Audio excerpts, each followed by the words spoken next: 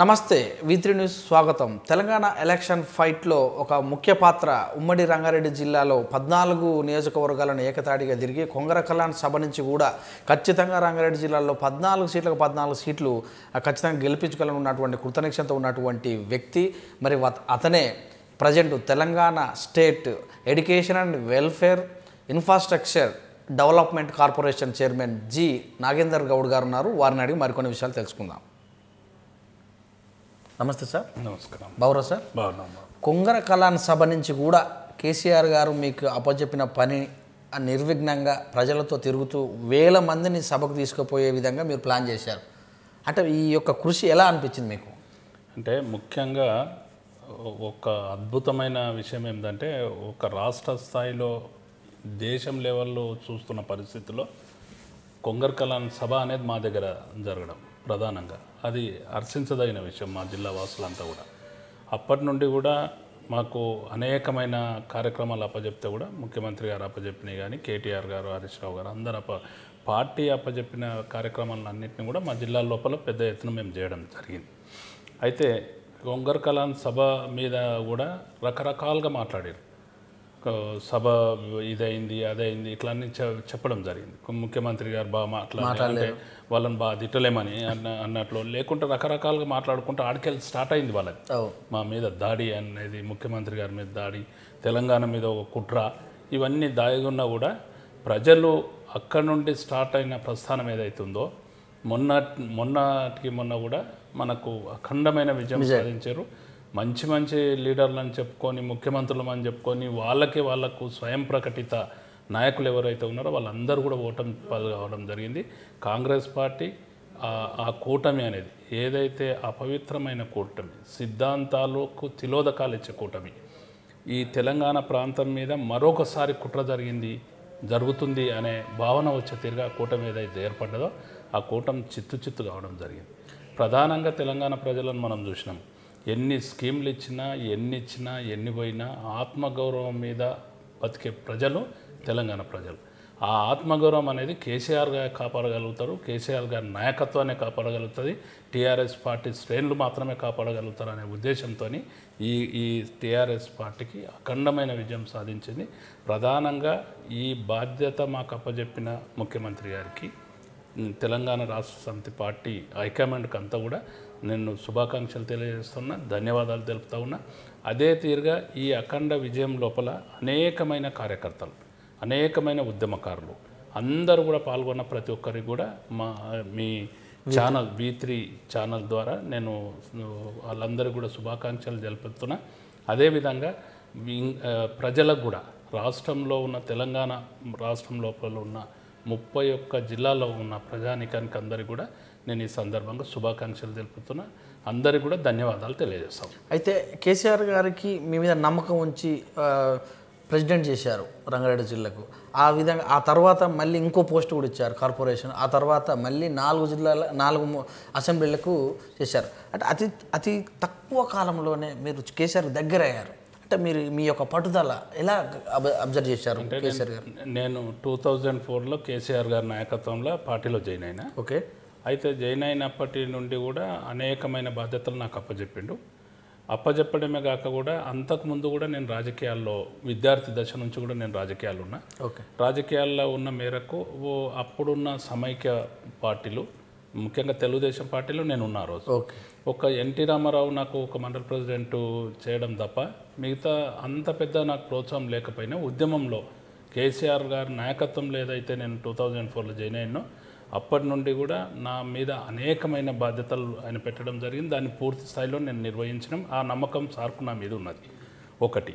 రెండవది ఏంటి అంటే ఏదైతే ఉద్యమంలో రంగారెడ్డి జిల్లాలో ఉద్యమమే లేదు, తెలంగాణ వస్తే మా రేట్లన్నీ పడిపోతాయి వాళ్ళు అంటే అప్పుడు సమైక్య కుట్రదారులు సమైక్యవాదులు అందరూ కూడా చెప్పింది ఏంటంటే రంగారెడ్డి జిల్లా చుట్టుపక్కల అంతా కూడా రియల్ ఎస్టేట్ ఉన్నది, ఈ రియల్ ఎస్టేట్ అంతా కూడా ఈ టీఆర్ఎస్ వాళ్ళు ఖరాబ్ చేయడానికి, ఒకవేళ తెలంగాణ ఏర్పడితే రియల్ ఎస్టేట్ పడిపోతుంది, తగ్గిపోతుంది, భూములు కొనేటోళ్ళే ఉండరు అని చెప్పి ఒక అసత్యమైన అద్భుతమైన ప్రచారం, అసత్యాన్ని తీసుకుపోయి గ్లోబల్ ప్రచారాన్ని ఏదైతే ఇవ్వడం జరిగిందో ఆ ప్రచారాన్ని కూడా మేము తిప్పికొట్టినాం. ఉద్యమం లోపల కూడా ఎంతగానో అని అంటే అసలు మా మా జిల్లా లోపల ఎయిర్పోర్ట్ ఉన్నది కాబట్టి శంషాబాద్ ఎయిర్పోర్టుకు తెలంగాణ ద్రోహి కానీ తెలంగాణ వ్యతిరేకి కానీ ఒక్కరు కూడా అక్కడ ఫ్లైట్ ఎక్కడానికి వస్తే కూడా భయపడే పరిస్థితి, ఫ్లైట్ దిగినాక కూడా భయపడే పరిస్థితి. అంత ఉధృతంగా మేము ఉద్యమాన్ని తీసుకురాగలిగినాం. అదే తీరుగా పార్టీ ఇచ్చిన అనేకమైన కార్యక్రమాలు తీసుకొచ్చినాం. ఏదైతే చంద్రబాబు నాయుడు ఆ రోజు యూటర్న్ తీసుకునేసేసి ఆయన తెలంగాణకు వ్యతిరేకంగా మాట్లాడిండో, తెలంగాణ ప్రజానిక అంతా కూడా ఉద్యమకారులకు వ్యతిరేకంగా మాట్లాడిండో, ఆయన అడ్డదారిలా మహబూబ్నగర్కి వెళ్ళడానికి పరిగి నుంచి పోతే పరిగిలో ఆయనను తరిమి కొట్టడం జరిగింది మా ప్రజలు. మా తెలంగాణ లోపల రంగారెడ్డి జిల్లాల లోపలనే అది చేయడం జరిగింది. జగన్ను కూడా అటాక్ చేయడం జరిగింది. ఒక్క వ్యక్తి కూడా తెలంగాణ వ్యతిరేకి అనే వ్యక్తి జిల్లాలో తిరగలేని పరిస్థితి. ఆ రోజు home minister Sabitha Indra Reddy home minister ఉండి కూడా ఆమె ఎక్కడ కూడా పర్యటనలో తిరగలేని పరిస్థితిలో ఆ విధంగా ఉద్యమంలో అంత ఉధృతంగా మేము తీసుకెళ్ళాం. ఆ తర్వాత కూడా అనేకమైన పార్టీ ఇచ్చిన కార్యక్రమాలను కూడా చేసినాం. తర్వాత ఏదైతే 2014లో తెలంగాణ సిద్ధించిన తర్వాత కేసీఆర్ గారి నాయకత్వంలో తెలంగాణ సిద్ధించిన తర్వాత తెలంగాణ లోపల అధికారంలోకి వచ్చిన తెలంగాణ రాష్ట్ర సమితి ద్వారా మేము అడ్మినిస్ట్రేషన్ లోపల కూడా పరిపాలన లోపల కూడా ముఖ్యమంత్రి గారికి చైతన్యవ్వడం జరిగింది. ఆయన నాయకత్వాన్ని బలపరచడం జరిగింది, ప్రజల్లోకి తీసుకుపోవడం జరిగింది, ప్రజలందరూ కూడా చైతన్యం చేయడం జరిగింది. అనేకమైన ఎన్నికల లోపల కూడా రంగారెడ్డి జిల్లా లోపల విజయాలు సాధించినాం. ఇప్పుడు కూడా 14 నియోజకవర్గాలు ఉంటే 13 నియోజకవర్గాలు మేము గెలుచుకున్నాం. ఇది వన్ సైడెడ్ పోలింగ్ జరిగింది. ప్రజలందరూ కూడా ఒక్కటే సైడు కేసీఆర్ పథకాలు కారు కనిపించింది తప్పిస్తే ఏ అంశం కూడా కనిపించలేదు, ఏది కూడా కనిపించలేదు. అవతలలో కూడా ఆ అపవిత్ర కూటమి ఏదైతుందో ఏ రకంగా కూడా రంగారెడ్డి జిల్లాలో ప్రభావితం చేయలేదు. అయితే ఇంత కేసీఆర్ దగ్గర ఇంత ప్రాముఖ్యత ఉన్న మీరు పరిగి నియోజకవర్గం నుంచి టికెట్ కూడా ఆశించారని తెలిసింది చివరి మూమెంట్ వరకు కూడా. అంటే మీద అంటే ఎక్కడ మీరు ఆ యొక్క కోఆపరేషన్ కోల్పోయారు, అంటే ఆ సీటుకు దూరం అయ్యారు? అంటే ప్రధానంగా ఏంటంటే నేను ఉన్న నియోజకవర్గం ఎస్సీలకు కేటాయించబడ్డ నియోజకవర్గం. పక్క నియోజకవర్గం పరిగి ఏదైతే ఉందో పరిగిని మేము అడిగినాం. అంతకన్నా కొడంగల్ కూడా అడిగినాం.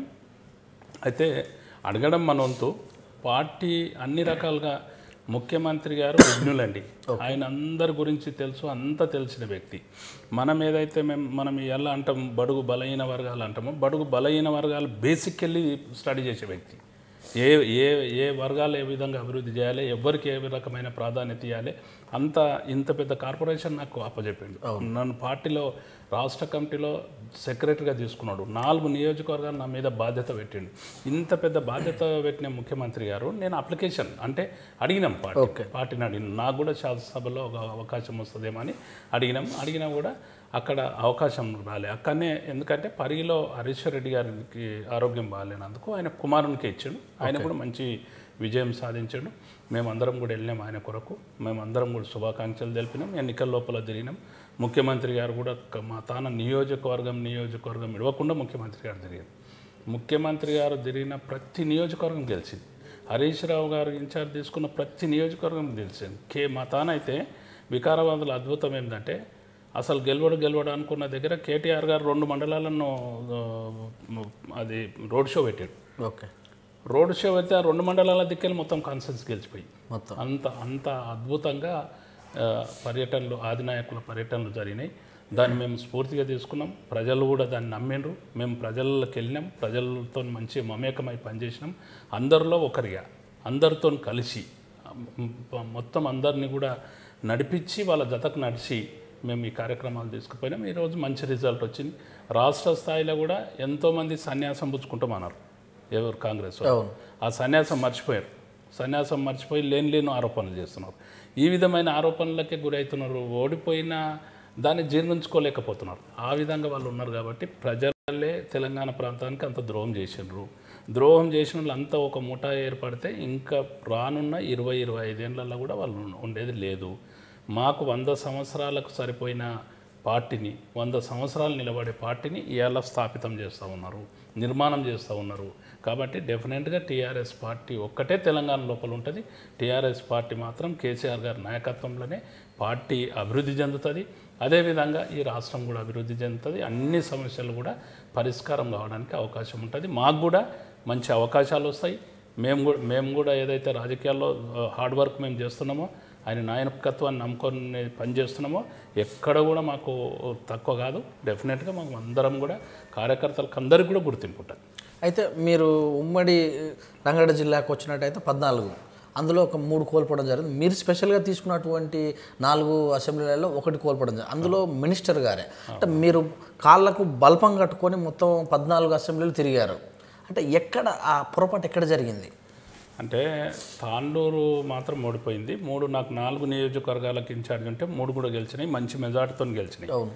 లాస్ట్ మూమెంట్ డిక్లేర్ చేసిన వికారాబాదు కూడా డాక్టర్ సాబు మంచిగా తిరిగిండు, సార్ వచ్చిండు, మళ్ళీ కేటీఆర్ గారు వచ్చిండ్రు, హరీష్ రావు గారు ఎప్పటికప్పుడు దాన్ని ఆలోచన చేసిండు. ఈ విధంగా జరగడంతో పార్టీ పెద్దలందరూ కూడా అక్కడికి తిరిగిండ్రు కాబట్టి మంచి 3 నియోజకవర్గాలు కూడా గెలిచినాయి. ఆ తర్వాత ఒక తాండూరు కాడికి వస్తే ఏంటంటే తాండూరు మాత్రం ఓడిపోవడం జరిగింది. ఓడిపోయిన దానికి కారణాలు ఇంకా మేము మంత్రి గారు ఏదైతే మహేందర్ రెడ్డి గారు ఉన్నారో ఆయనతో కూర్చొని మొత్తం ఆ కాన్సెన్స్ అంతా కూడా ఏ కారణాలతో ఓడిపోవడం జరిగింది, ఎట్లా అది కూడా ఓడిపోయింది నేరో మెజార్టీతో, ఎక్కడ కూడా పెద్ద మెజార్టీతో. మేము రౌండ్ చూస్తున్నాం. రౌండ్ చూస్తుంటే ఒక దాంట్లో 70 వస్తాయి, ఒక దాంట్లో 60 వస్తాయి, 40 తక్కువ ఉంటే ఇట్లా తక్కువ అది వెనుకబడిపోయిన దానికి కారణాలు మేము తీస్తున్నాం. దాన్ని కూడా మేము వచ్చే పార్లమెంట్ ఎన్నికల లోపల పెద్ద ఎత్తున మేము మొత్తం జిల్లా అంతా తిప్పలబడతాం, కష్టపడతాం. పోయిన 3 నియోజకవర్గాలు కూడా ఊరుకునే మాట లేదు. ఆ నియోజకవర్గాల లోపల కూడా మా క్యాడర్ని ఇంకా స్ట్రెంథన్ చేస్తాం, ప్రజలను చైతన్యవంతం చేస్తాం. వాళ్ళు ఏదన్నా మభ్యపెట్టినట్లుంటే కూడా ఆ వాటిలను కూడా ప్రజలను చైతన్యపరిచి డెఫినెట్గా పార్లమెంట్ ఎన్నికల్లో మళ్ళీ నిరూపిస్తాం మేము 14 నియోజకవర్గాల్లో. అయితే ఇప్పుడు మీ పార్టీ నుంచి ఎలక్షన్ల ముందు గతంలో ఒక ఎంపీ వ్యక్తి రాజీనామా చేసి పార్టీలోకి మారడం జరిగింది. అంటే మీరు రంగారెడ్డి జిల్లా ప్రెసిడెంట్ కాక మీ మినిస్టర్కు తనకు పడకనే వెళ్ళిపోయారనేది ఆరోపణలు ఇప్పుడు గెలిచినాక సంతోషపడుతున్నారు. అంటే ఆయన ఓడిపోయినాక వీళ్ళు సంతోషపడుతున్నారని ఒక కామెంట్ వినబడుతుంది. దీన్ని ఎలా చూడాలి? అంటే ఎంపీ గారు ఏదైతే విశ్వేశ్వరరెడ్డి గారు వెళ్ళిపోయినారో ఆయన వ్యక్తిగతమైన పడదా ఏంది అనేది అది ఆయన వ్యక్తిగతానికి వదిలేస్తాం. కాకపోతే నేను ఒక్కటి ఏంటంటే ఒక టీఆర్ఎస్ పార్టీ కార్యకర్తగా నేననేది ఏంటంటే ఆ టైంలో పార్టీని ఇడిచేది లేకుండే. ఆయన ఎప్పుడైతే పార్టీలో మనం ఉన్నామో, పార్టీ పరంగా మనం పదవులు చేసినాము, పార్టీ పరంగా పార్టీ కొరకు పనిచేసిన వ్యక్తులం కాబట్టి ఆయన కూడా ఉద్యమంలో వచ్చి పనిచేసిన వ్యక్తి పార్టీ కష్టకాలంలో ఉన్నప్పుడు పార్టీని వదలడం అనేది కరెక్ట్ కాలేదు. 1-2 వ్యక్తులకు మనస్పర్ధలు ఉంటే అది వేరే. మనకు ఆ నాయకుడు కేసీఆర్ గారు మన నాయకుడు కాబట్టి ఆయనను చూడాల్సిన అవసరం ఉన్నది. రాష్ట్ర ప్రజలు కూడా ఏంటంటే ఒకవేళ కాంగ్రెస్ గిట్ట అనుకోని పరిస్థితి ఏమైనా జరిగితే రాష్ట్రం మళ్ళీ 50 ఏళ్ళు వెనకపోతుండే ప్రజలందరూ కూడా గమనించారు. కానీ ఆ విధంగా జరిగేది లేకుండే అనేది నా అభిప్రాయం. అయితే పార్టీ రిజైన్ చేసిన తర్వాత ఒక చిన్న మాట కూడా అన్నాడు, నేను ఇంకా 2-3 రోజులు ఆ పార్టీలో ఉంటే ఆ పేరు మొత్తం కూడా నా టాటూ వేసుకునేవాడిని, మొత్తం ఎంత కేటీఆర్ కూడా నన్ను సరిగ్గా పట్టించుకోలేదు, చాలాసార్లు చెప్పాను, ఇంకా రెండవది ఎంతసేపు నలుగురు పాలనే సాగుతుంది అన్నట్టు ఒక ఆరోపణ చేశారు. నిజమేనా? అలా జరుగుతుందా? ఇప్పుడు పోతూ ఉన్నప్పుడు ఎప్పుడు ఏ మీటింగ్లు అండి, ఇంట్లో ఉన్నప్పుడు పార్టీలు ఉన్నాడు, ఉద్యమం నుంచి ఉన్నాడు, ఇదే నలుగురితో మనం కలిసి ఉద్యమాలు చేసినాం. అదే కేటీఆర్ మా దగ్గరికి వెళ్ళి పాదయాత్ర చేసిండ్రు, కవితమ్మ ఎన్నో ప్రోగ్రాం చేసింది, హరీష్ అన్న ఎప్పుడు నిద్ర లేపితే కూడా లేచి మా ఎంబడి ఉన్నాడు. అయితే ఇన్ని గణం కార్యక్రమాలు చేసినప్పుడు ఎప్పుడేమనలే, కానీ తర్వాత పోతున్నప్పుడు ఏదో ఒక నెపమానాలి కాబట్టి అన్నడేమో అనిపించింది నాకైతే. ఇక వేరే అంతకన్నా ఎక్కువ లేదు, అంతకన్నా ఇది కూడా లేదు. ఇప్పుడు విశ్వేశ్వరరెడ్డి గారు పోకడనేది ఆయన వ్యక్తిగతం. నేను అనేది ఆయన ఏదైతే ఆరోపణలు చేసిండో అవి కరెక్ట్ కావనేది నా అభిప్రాయం. అయితే ఇప్పుడు గెలిచినటువంటి వాళ్ళల్లో మెయిన్గా మహేశ్వరం నియోజకవర్గం నుంచి వాళ్ళు కాంగ్రెస్ నుంచి టీఆర్ఎస్కి వస్తున్నారని ఒక వార్త వినబడుతుంది. మీకేమైనా సమాచారం ఉందా ఇలాంటి విషయం పైన? ఇప్పుడు మా పార్టీకి అవసరం లేదు. ఒకవేళ ఎవరన్నా వస్తారు పోతారు అంటే అది హైకమాండ్ చూసుకుంటుంది. కానీ కాకపోయినా నా వ్యక్తిగత అభిప్రాయం అయితే పార్టీ పూర్తి మెజార్టీతో వచ్చింది, ముఖ్యమంత్రి గారు సఫిషియెంట్గా మెజార్టీతో ఉన్నాడు, ప్రజలలో ఎక్కడ లేని ఆదరణ మన ముఖ్యమంత్రి గారికి ఉన్నది. అసలు చాలామంది ఏంటంటే ముఖ్యమంత్రిని ఒకసారి చూస్తే అర్థమయ్యేటి పరిస్థితుల్లో మాట్లాడితే అయితే ఇంకా ఎక్కువ అసలు ఆ రేంజ్కి వెళ్ళిపోయింది. మనం అప్పుడు పెద్ద లీడర్లను ఇందిరాగాంధీ కాడికి వెళ్ళి ఎన్టీ రామారావు కాడికి వెళ్ళి మేము చూసినాం కదా, వాళ్ళని అందరిని మించే క్రేజీ అలా కేసీఆర్ గారికి ఉన్నది. నేను అనుకోను ఒకవేళ వాళ్ళు వస్తారని అనుకోను, మా వాళ్ళు తీసుకుంటారని అనుకోను, అది ఉత్త రూమర్సే అనుకుంటాను నేనైతే. అయితే కేసీఆర్ గారు ఏదైతే ప్రభుత్వాన్ని ఆ రోజు డిజాల్వ్ చేసిర్రో అప్పటి నుంచి కూడా ఒకే మాట 100 పైగా స్థానాలు తెస్తాము, 100 పైన స్థానాలు తెస్తాం అంటే ప్రతిపక్షాలు అన్నీ కూడా వాటిని ఒక అపవాదుగా అంటే అంత సీన్ లేదు, అంత రాదు ఇప్పటి వరకు కూడా అన్నారు. కానీ 90 అంటే 88 అంటే 90కి దగ్గరలో కూడా అది సాధ్యమైంది. ఎలాగ సాధ్యమైంది, దానికి ముఖ్య ప్రణాళిక ఏందో చెప్తారా? అంటే దీంట్లో ఏమింది అంటే దమ్ము ఉండాలి, లీడర్షిప్లో దమ్ముండి ధైర్యం కూడా ఉండాలి. ఎక్కడికి వస్తాయి ఉన్న 119 ఇట్లా 100 సీట్లు ఎట్లా వస్తాయి అని చెప్పి అందరు క్వశ్చన్ చేశారు. ఒక ఆయన గడ్డం ఇడిచిన అన్నాడు, ఒక ఆయన నేను ఆత్మహత్య చేసుకుంటా అన్నాడు, ఒక ఆయన సన్యాసం తీసుకుంటా అన్నాడు, రకరకాల మాటలు మాట్లాడాడు. నలుగురు అని ఆరిపోసుకున్నారు. ఉద్యమంకెళ్ళి వచ్చిన ఫ్యామిలీ, ఉద్యమంలో పనిచేసిన వాళ్ళు, ప్రజల ఆమోదం పొందిన వాళ్ళు, వాళ్ళందరి మీద రకరకాలుగా ఆరోపణలు చేశారు. ప్రభుత్వ వ్యతిరేకత అన్నారు, అది కూడా పనిచేయలే, ఏది కూడా పనిచేయలే. కానీ కాకపోతే ఒకటి ఏంటి అంటే ఎన్ని రకాల ఆరోపణలు చేసినా కూడా వాళ్ళు ప్రధానంగా వాళ్ళ కూటమి ఫస్ట్ తప్పు పట్టడం జరిగింది ప్రజలు. రెండవది ఏంటి అంటే 2014లో గవర్నమెంట్ వచ్చినాక 4.5 సంవత్సరాల్లో 500 వరకు సంక్షేమ కార్యక్రమాలు, అభివృద్ధి కార్యక్రమాలు, కోట్ల రూపాయలు, వీటన్నిటిని కూడా చూసి ప్రజలు ఏమైపోయింది అంటే ముఖ్యమంత్రిగా కేసీఆర్ గారే ఉండాలి అనే నిర్ణయంలో ఉన్నారు. వీళ్ళు కూడా ఏం చేసినారు, కేసీఆర్ను గద్దె దించుదాం అనేది ఒక టార్గెట్ అన్నారు. వాళ్ళు ఎక్కడ స్థానిక సమస్యల మీద మాట్లాడలే, ఎక్కడ కూడా మన రాష్ట్రానికి మేము ఇది అభివృద్ధి చేస్తామనిలే. వాళ్ళ మేనిఫెస్టోని ఇట్లా ఏదో రిలీజ్ చేసింది సపడదాక్కున్నారు తప్ప కేసీఆర్ గారి మీద వాళ్ళు దాడి అనేది ఏదైతే జరిగిందో, ఆయన దించుతామనేది అయితే ప్రజలు ఒప్పుకోలే. మళ్ళీ ఇంకొకటి కూడా ఏంటంటే 100 సీట్లు మేము తెస్తామని ముఖ్యమంత్రి గారు పదే మీరు కూడా విన్నారు, పదే యావత్ రాష్ట్ర ప్రజలు విన్నారు, మొత్తం విన్నారు. 100 సీట్లు అంటే ఎంత ధైర్యం ఉండాలండి ఆ మాట మాట్లాడడానికి. 100 సీట్లు మేము ఉంటాం. ఇంకా అంతకు ఒక అడుగు ముందుకేసి కేటీఆర్ గారు అయితే చాలా క్లియర్గా మేము 100 సీట్లు దేకపోతే, మేము అధికారంలోకి రాకపోతే సన్యాసం తీసుకుంటాం. దాని మీద కూడా రకరకాలుగా మాట్లాడారు. దానికి ఆ షరతుకు నువ్వు తయారై ఉండు, కమిట్ అయి ఉండు, దాన్ని విడిచిపెట్టేసేసి రకరకాల విమర్శలు చేశారు. ఆ విధంగా చూసినాం. మనం ఇంకోటి కూడా చూడాలి. ఇది ఎన్నికల లోపల, అంతకన్నా ముందు అభివృద్ధి లోపల కూడా నేను ఇంటింటికి నీళ్లు తెస్తా. అవును, ఎవరన్నా నమ్మిరా? ఎవరన్నా నమ్మలే. ఎక్కడికి వెళ్ళి కృష్ణానది నీళ్ళు వస్తాయి, గోదావరి నది నీళ్ళు ఎక్కడ వస్తాయి? మా ఊళ్ళో ఇప్పుడు పారుతున్నాయి మొత్తం నీళ్ళు, కంప్లీట్గా ఇల్లు నీళ్ళు తాగుతున్నారు. నీళ్ళు తాగుతుంటే కృష్ణానది ఎక్కడ 100 కిలోమీటర్లు ఉన్న కృష్ణానది, గోదావరి నది నుండి మా ఊరికి ఎట్లా వస్తాయి నీళ్ళు అని చెప్పి ఆశ్చర్యపోయే తీరుగా వీళ్ళైతే దాన్ని నమ్మనలే. కానీ ముఖ్యమంత్రి గారు అన్న మాట ఏంటంటే నేను నీళ్ళు దాపుతా, మీ ఊరికి పైప్ లైన్ చేస్తా, మీ ఇంట్లలో గోదావరి కృష్ణానదితో మీ కాళ్ళు గడుగుతా ప్రజలే అని చెప్పి ఏదైతే ముఖ్యమంత్రి గారు చెప్పిండ్రో, లేకుంటే నేను రాజకీయాలకు ఉండా ఓటర్గా అని చెప్పి ఇంత పెద్ద మాట డిసిషన్ తీసుకుంటే వాళ్ళు ఉంటారా అంటే ఎవరైనా? అది అక్కడ అడ్మినిస్ట్రేషన్లో. ఇంకొక విషయం కూడా చెప్తా ఉన్నా, 24 గంటలు కరెంట్ ఇస్తామన్నప్పుడు నగినరు అందరు. అవును, 24 గంటలు కరెంట్ ఎక్కడికి వెళ్ళి సాధ్యమవుతుంది అన్నోళ్ళు, లేకపోతే ఒకవేళ 24 గంటలు కరెంట్ కాదు, తార్ల మీద ఆ తీగల మీద బట్టలు అనే కాడికి వెళ్ళి వచ్చి 24 గంటలు కరెంటు అనే పదం వచ్చినప్పుడు అది కూడా ధైర్యమైన డిసిషన్. దాన్ని ఇంప్లిమెంటేషన్ అవుతున్నాయి, ఇంత పెద్ద ఇంప్లిమెంటేషన్స్ అవుతున్నాయి. అదేవిధంగా మనకు రైతు బంధు ప్రోగ్రాం కూడా, రైతు బంధు ప్రోగ్రాం చాలా గ్రేట్ ప్రోగ్రాం. ఇంతవరకు రైతులకు ఏ కన్నా పైసలు ఇచ్చిన లేడు, గిట్టుబాటు ధర కల్పించిన లేడు. వాళ్ళందరినీ చనిపోతే 5 లక్షల బీమా ఇచ్చిన వాళ్ళు ఎవరు లేరు ఇంతవరకు. వాళ్ళ రికార్డుల మీద, వాళ్ళ భూముల మీద ఒక ఆయన చనిపోతే దాన్ని పోటీ చేయడానికి, పిల్లల పేరు మీద రానికనో భార్య పేరు మీద రానికనో పైరేవి చేసి పైసలు తీసుకున్నారు తప్ప కోళ్ళ నమ్మో, మేకలు నమ్మో, బంగారం అమ్మో, వాళ్ళు జీతం ఉండో ఆ భూమిని దక్కించుకోనికే అట్లా చేసుకున్నారు తప్ప ఉచితంగా రికార్డును రెగ్యులరైజ్ చేసి, ఆ రికార్డును పక్షాలను చేసి, ఆ రికార్డును అంతా కూడా ఉచితంగా పాస్బుక్ ఒక్క పైసా లేకుండా పాస్బుక్ ఇంటికి వచ్చిన ఇవన్నీ జరిగిన తర్వాత, ఇంతగానం చేసిన తర్వాత వీళ్ళకి ఎట్లా ఓటేస్తారండి? ఎట్లా అడుగుతారు వీళ్ళు? ఏడ జరుగుతారు? ఇంత చేసిన వ్యక్తిని నేను దించుతా అంటే దేని కొరకు దించుతావు? ఇంకొక 2 సీట్లు వస్తుండే అసలు ఆ మాట గిట్టాలు అనుకుంటే. ముఖ్యమంత్రిని టార్గెట్ చేసి, ముఖ్యమంత్రి కుటుంబాన్ని టార్గెట్ చేసి దీన్ని ఏదైతే మాట్లాడినారో దాంట్లో వాళ్ళు చాలా వెనకపోయినారు. ఆ విధంగా ఎవరైతే ఈ ఉద్యమం చేసిన కుటుంబం మీద, ఇంతగానం డెవలప్మెంట్ చేసిన కేసీఆర్ మీద, ఈ డెవలప్మెంట్స్ మీద అన్యాయంగా అవి ఇవి మాట్లాడినారో వాళ్ళు ఆ ఉసురు తలిగిపోయినరు, పాపం తలిగిపోయినరు.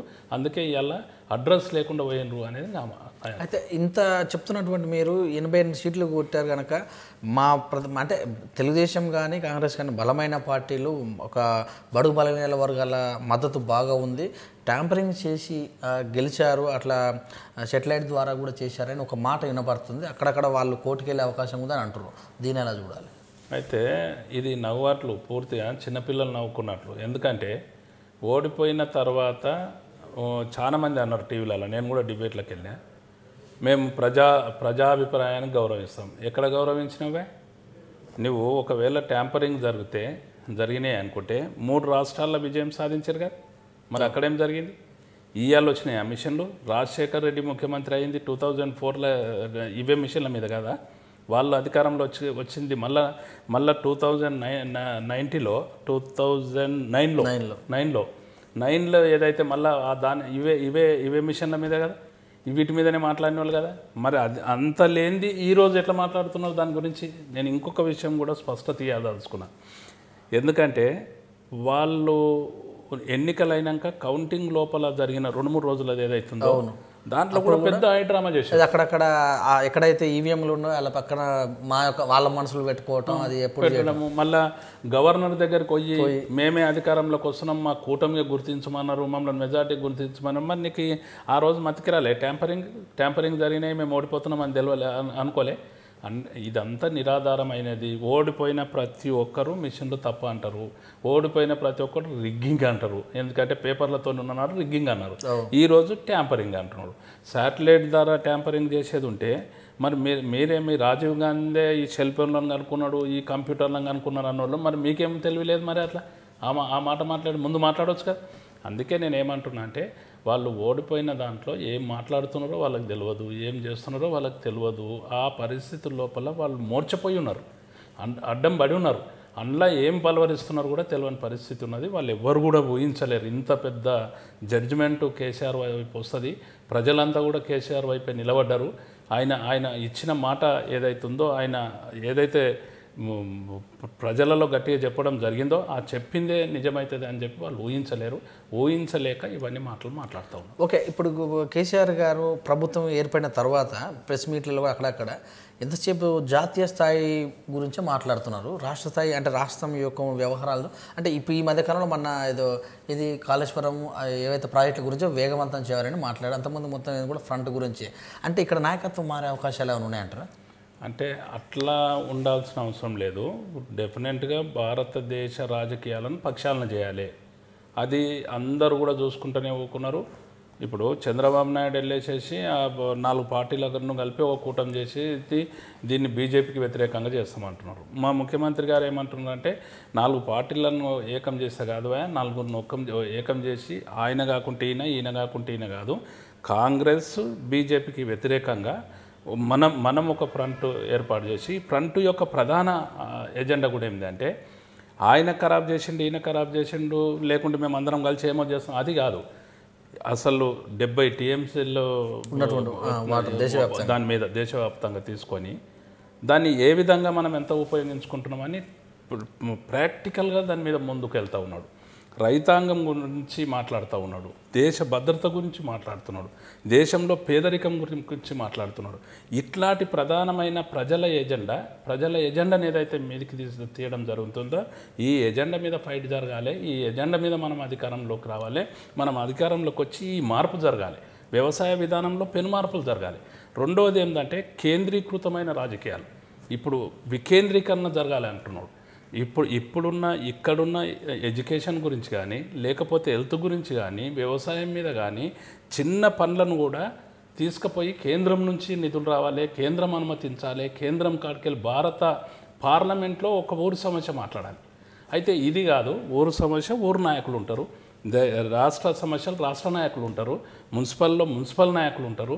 మున్సిపల్లో ఒక మౌర్సాబ్ చేయాలంటే కూడా ప్రధానమంత్రి పర్మిషన్ తీసుకున్నాలి, పార్లమెంట్ పర్మిషన్ తీసుకోవాలనేది ఇది కేంద్రీకృతమైన రాజకీయాలు.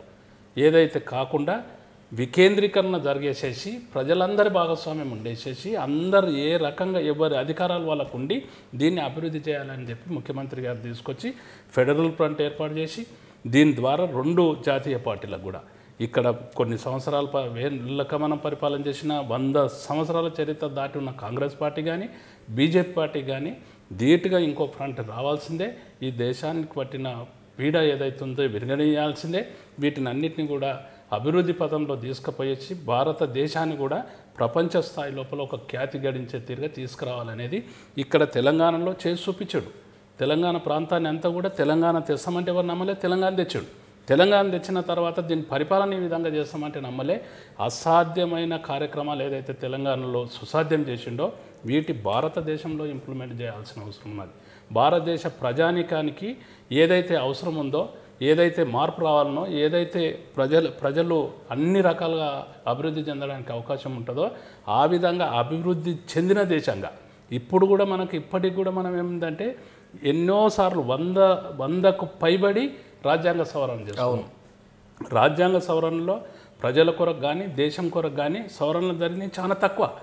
స్వార్థం కొరకు వాళ్ళ సొంత విషయాల కొరకు, వాళ్ళ పార్టీల కొరకు, వాళ్ళ నాయకత్వం కొరకు వాళ్ళు చేసుకున్న అమెండ్మెంటే ఎక్కువ ఉన్నది భారత రాజ్యాంగాన్ని. భారత రాజ్యాంగాన్ని సవరణ జరిగిందంతా కూడా సొంతం కొరకు చేసుకున్నది ఉన్నది తప్ప అదేవిధంగా ప్రజల కొరకు ఈ రాజ్యాంగాన్ని సవరించిన వింతలు చాలా తక్కువ ఉన్నాయి. అందుకే మేము ఏమంటున్నాము అంటే మా నాయకుడు డెఫినెట్గా భారతదేశంలో ఒక నాయకత్వాన్ని ఇవ్వబోతూ ఉన్నాడు. భారత ప్రజానికానికి ఈ 2 పార్టీల 2 కూటములకు ధీటుగా ఆయన ఒక ఫ్రంట్ ఏర్పాటు చేసి డెఫినెట్గా ఈ భారతదేశాన్ని కూడా పరిపాలన చేయాలనే ఆలోచన లోపల దీంట్లో భాగస్వామిగా ఉండాలనే ఆలోచన ఉన్నాడు. ఈరోజు మీరు అన్నమాట నాయకత్వం మారబోతున్నదా రాష్ట్రంలో అంటే మాటికి మా కేటీఆర్ గారే చెప్తా ఉన్నారు. మా నాయకుడు కేసీఆర్ గారు, మా ముఖ్యమంత్రి కేసీఆర్ గారు ఆయన్నే ఉంటాడు. తప్పిస్తే ఏదో మారవాలే ఏదో చేయాలనేది అది లేనే లేదు.